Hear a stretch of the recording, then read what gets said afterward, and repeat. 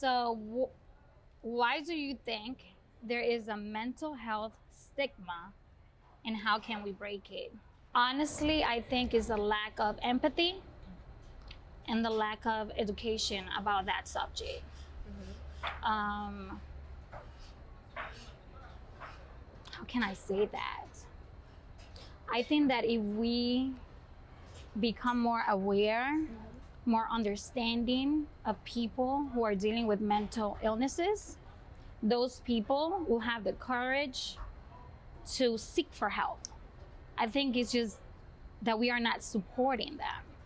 We're just seeing them as, oh, they are dealing with depression, but are you really helping them in any way?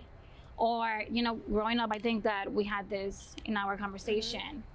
Growing up, especially in my household, I wasn't allowed to say certain things because it wasn't right. But why isn't it right? Like, I'm not feeling well. Why am I feeling this way?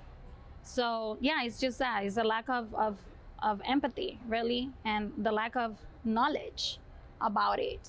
Yeah. When you see someone that is obvious that it's not mentally stable, are you there judging, or are you there trying to help?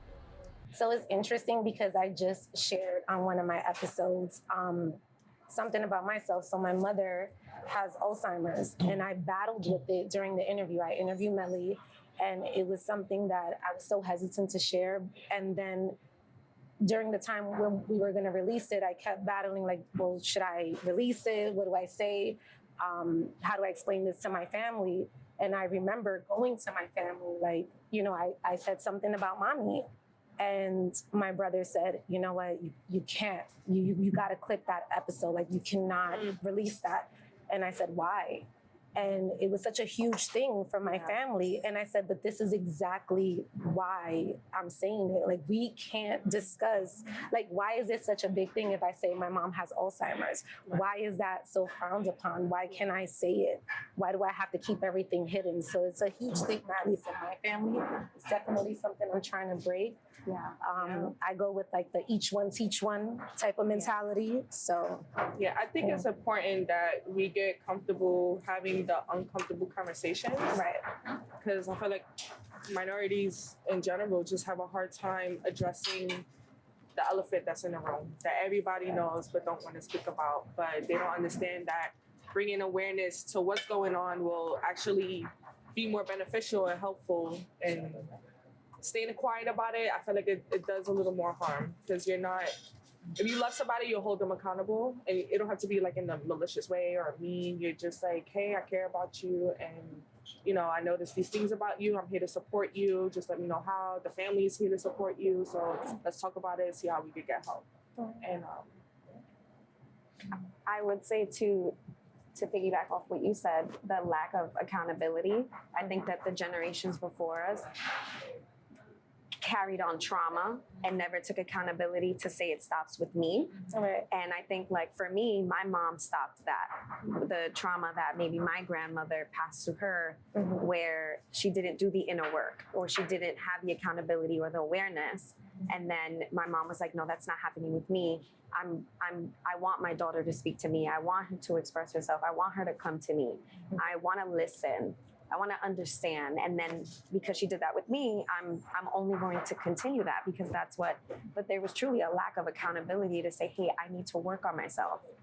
There's a lot of blaming, I feel like, in the Latina culture, where we blame other people because it's so much harder to look at ourselves and say, no, let me check myself real quick. Like, it's me, So I would say a lack of accountability too. I think on the flip side, there was a need for survival, and there was a lack of information and resources. I had this conversation with my brother the other day. My dad's retiring finally, he's going back home. And my brother was like, no, because he has to have respect for my feelings. And I was like, I feel you and I sit with you in that, but like, give my dad some grace. Like, he came to this country and he didn't have time to figure out like all these mental health. Like he had to work and survive and provide for the family, right? And I said, luckily you were able to get therapy. So although he didn't take care of him, he provided you with the resources that you needed. So give him grace. And I think he had to sit with that and understand it, because a lot of times we kind of don't remember, like back then, did they really have like social media where people were posting woke posts Or resources. Right? Did they have time to go to the doctor and be like, you know what, yo estoy deprimida? Or money. Yeah. Or money. And then también venimos de una cultura where women are the strength.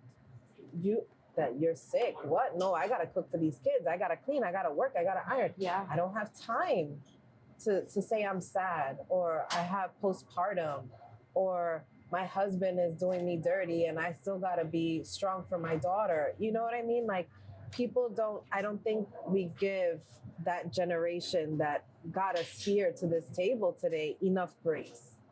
And I think we have to be more appreciative of where we are because of their sacrifices. And I think that's very important.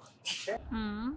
Definitely, I agree with that. I actually recently had messaged Ali on my grandmother having dementia, and it was so hard because, you know, one day you're here, one day you know who you're with, and one day you're not. So just that fact that week it was really hard because, you know, her just leaving the home and us trying to like find her and things like that. And I just love that the freedom now that we have, and we're that generation to teach others or be that voice that we didn't have when we were younger. So I'm really grateful for, you know, learning these things that we weren't taught, but I'm also grateful for the things that they taught us of how to be those guerreras that I'm talking about. And you know, my grandmother is a perfect example to me in that sense. She's 89 and it's the person who brought me here from Venezuela. So you know, I'll always be thankful for everything she teaches me still. So yeah. Almost like they didn't know, but they knew enough that you needed something more. Yeah. They might have not known what it was, but they knew that you needed something better, and hoping that you would figure it out, and you did.